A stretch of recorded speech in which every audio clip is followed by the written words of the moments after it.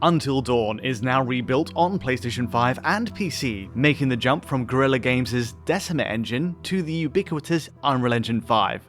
Developed by Ballistic Moon, a team formed of staff members who worked on the 2015 original, this is a heavily remixed take on the experience with visual enhancements. Now, Digital Foundry's own Oliver Mackenzie has already covered the PS5 version in great detail during DF Direct Weekly episode 183. In a nutshell, in taking the 2015 original's motion capture data, it's fascinating to see each scene transposed almost one-to-one onto Unreal Engine 5. Here we have an entirely different renderer, pushing higher grade materials, shadows, volumetric effects, modern upscaling technologies, and even a promise of ray tracing features. In-engine cutscenes are re-edited at new camera angles, extra playable segments are added, and, most crucially, there's the use of a fully controllable camera in the remake, for most scenes at least, rather than the often fixed static viewpoint used in the 2015 original. Today's remake isn't perfect though. Even today, updated to the very latest patch 1.05,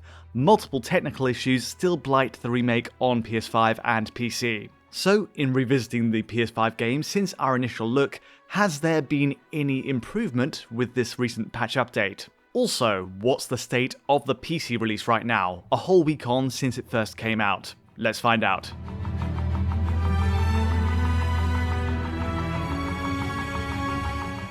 Let's kick off with PS5 first, and in summary, much of what we found in our initial look at the PS5 release is much the same, but with one very notable fix.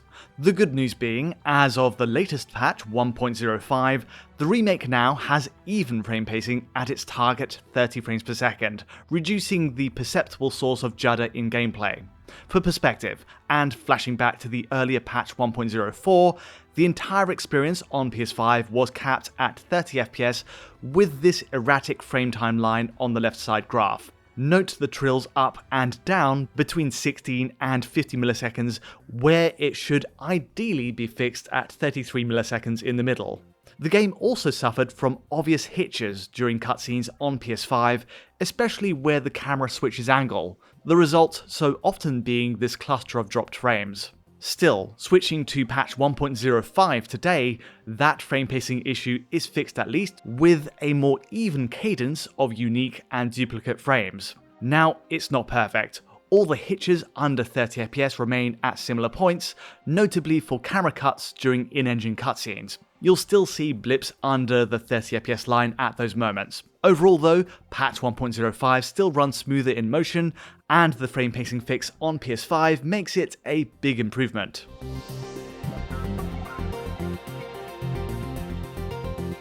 Now for the bad news about PS5, because sadly, many of the remake's issues remain. Firstly, a film grain effect is included in the remake, and while easily toggled off in the PS5 menus, the result, while enabled, is still distracting due to the effect updating at 15 frames per second.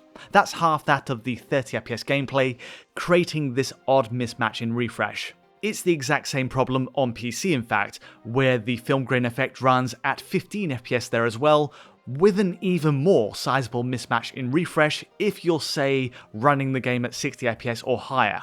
Even more glaring though is the state of the pre-rendered cutscenes on PS5. In my playthrough on the earlier patch 1.04 last week, it appeared the issues Oliver noticed in playback were fixed. This sequence, for example, as Hayden Panettiere's character takes a bus to Blackwood Pines, ran mostly fine, outside of the uneven frame pacing in place on the earlier patch. Otherwise, there were no major playback issues.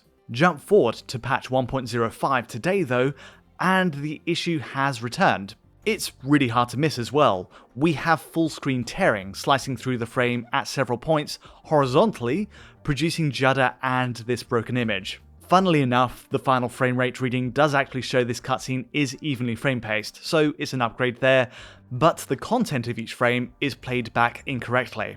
As a first impression, it's not exactly ideal, though thankfully, most later scenes actually run in-engine and therefore avoid these artifacts. Outside of these issues, the upgrades still speak for themselves. Here we have the original 2015 version, the PS4 app running on PS5 via backcompat, and on right, of course, we have the Remake running on PS5 as a native app. In terms of native resolutions, the PS5 Remake runs at between 1440p and 4K, with most typical pixel tests coming in at an impressively clean 1800p. Aliasing and edge treatment is vastly improved. Shadow quality is also boosted to remove the flickering in the original game's shadow outlines, and likewise, UE5's volumetric lighting has a cleaner resolve than what was ever possible on PS4 via Decima. Now, a great many scenes are remixed and recut. Some are even relit, with the whole first chapter being set in the warm glow of dusk. But in picking the moments that do sync up, it's amazing how the original capture data is reused here.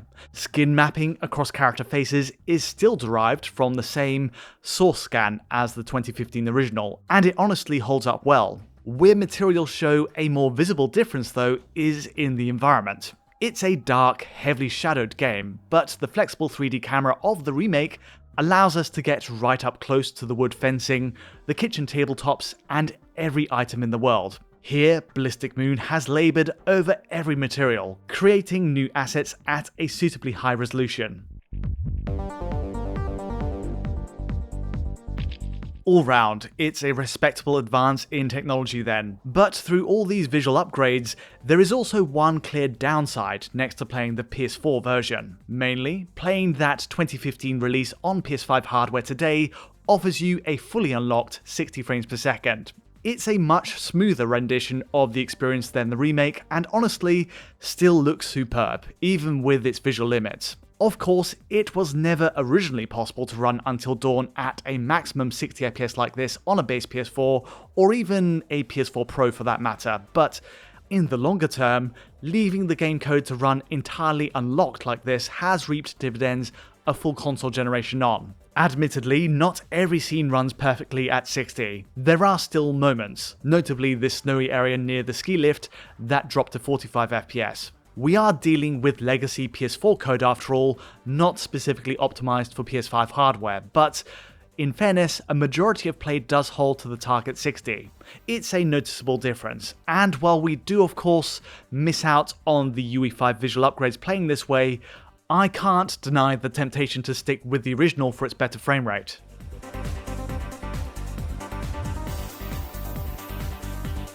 Switching over to the PC version next, a major attraction here is the scalability of all its graphics options. There's the expected full suite of presets that go to Ultra in its menus, a toggle for virtual shadow maps, upscaling technologies in the form of DLSS and FSR3, each with frame gen modes, and right at the bottom of the page are the ray tracing options for RT reflections and ambient occlusion.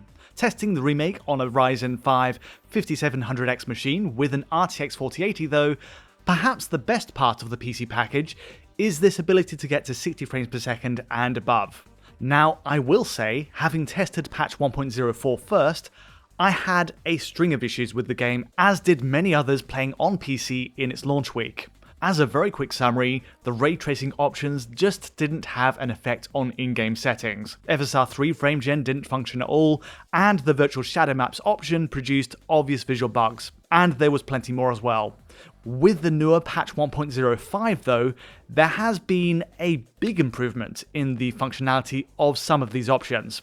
Some features now actually work, but I do now notice other options taking a backward step.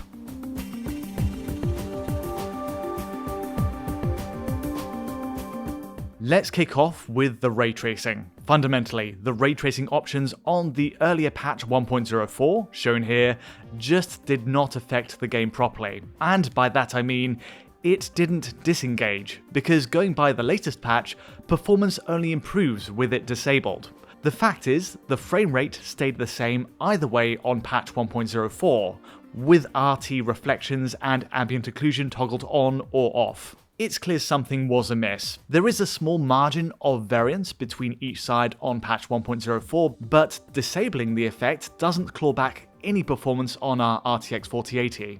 Updated to patch 1.05 though, finally there is a tangible difference. Provable feedback that ray tracing engages and crucially disengages using the toggle now, going by the frame rate metrics. And bizarrely, this does indicate that it was always engaged prior to the patch, whether you wanted it or not. So today, at the title screen looking at Peter Stormare's character, enabling ray tracing comes at a 33% cost in frame rate, with 150 FPS going down to 100 FPS.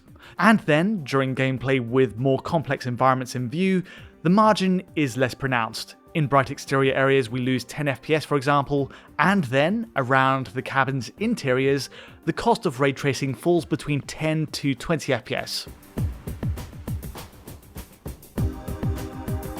Of course, your mileage will vary depending on your GPU, but the good news is that ray tracing now kicks in, to an extent anyway, with the latest patch. To be blunt though, the subtlety of Until Dawn's ray tracing does make me question the performance penalty to get there. Firstly, ray-traced ambient occlusion appears to function as it should. Flipping the effect on and then off again, RTAO results in a small difference in lighting across the snowbanks outside, while also making shadows cast from interior lights more diffused, softer. This does not appear to be a feature on the PS5 version in the very same scene, and in the end that matches PC with its RTAO disabled. Still, it's not a major loss for PS5 owners, and in side-by-side comparisons, the RTAO difference isn't always evident. Even less obvious is the use of RT reflections across the game, especially across the glossy materials of the cabin interiors where you'd expect it to appear. In most cases, in fact, whether ray traced reflections are enabled or not, we're getting screen space reflections, SSR, either way in these spots. As a result, the cabin's floors and tabletops show very little difference either way, even on the latest patch 1.05. Potentially, actual RT reflections might only be reserved for specific cases, like water bodies, much later in the game, but it's fair to say its use in the opening chapters is surprisingly limited. Moving on, we have issue number 2, that AMD's FSR 3's FrameGen toggle is simply not working. On version 1.04, the FrameGen toggle offered no performance boost over the standard FSR 3, in this case set to quality mode. It didn't engage, while Nvidia's DLSS FrameGen functioned exactly as it should. Today though, the patch notes for the latest update 1.05 specifically mention an improvement to FSR 3 FrameGen, which got my hopes up for a fix. FSR is upgraded to version 3.1.1 with FrameGen receiving attention, but in my testing, there's simply no evident improvement. FSR 3 FrameGen continues to not work on my setup no matter what I do, which will obviously be an issue for AMD GPU users locked out of the DLSS option. All of which leads us to PC's virtual shadow map option, which goes another way entirely. On patch 1.04, this VSM toggle engaged with a high frame rate penalty, but came with visual bugs as well. Here's a side-by-side, with it toggled off and on. In my experience, the benefits of VSM stand out best usually around brightly lit areas, it being a UE5 feature that allows for a better approximation of how diffused or sharp a shadow should be based on distance. The option also reduces our RTX 4080 performance by a sizable 10 to 30 FPS depending on the scene. Unfortunately though, on patch 1.04, it was also occasionally broken. Note how in this close-up, enabling VSM causes blocky aliased artifacts for all the shadows cast from this character's clothes, glasses and hair. Likewise, looking at the VSM mode in isolation, I caught the very same artifacts flickering in and out across the ground. Essentially, any place where world shadows intersect with the characters, there was an issue. All of this was completely solved by simply disabling the VSM option on patch 1.04, and the results still looked great. Today though, on patch 1.05, the VSM option does not impact the frame rate while toggling it off and on. The handling of shadows outdoors is identical either way, and the performance reading is the same regardless, which sadly does point to the functionality of this VSM toggle taking a hit on the latest patch.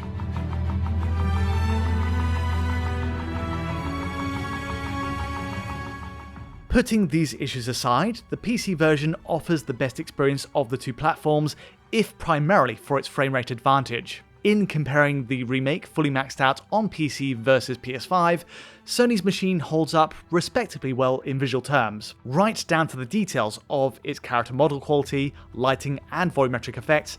It's broadly a very close comparison between the two, even with PC's extra RT settings where they do appear.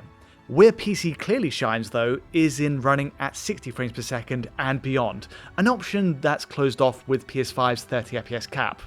PC offers plenty of options to help get us there as well, even at 4K and Ultra settings, with FSR 3 and DLSS being available, and in my case, using DLSS quality mode proved more than enough. Using an RTX 4080, the only issue I've noticed is the odd, rare traversal stutter in the game, always in this exact same spot as we raise the torchlight. Otherwise, besides this moment, the game is well optimized on PC. It's also worth noting that Ballistic Moon has done their due diligence, and we have a thorough shader caching screen on first loading the game. This appears in a shortened form with later boot-ups of the game, which is a nuisance to wait through, no question, but I'm glad to say that this does successfully remove shader compilation stutters that we so often see in UE5 titles.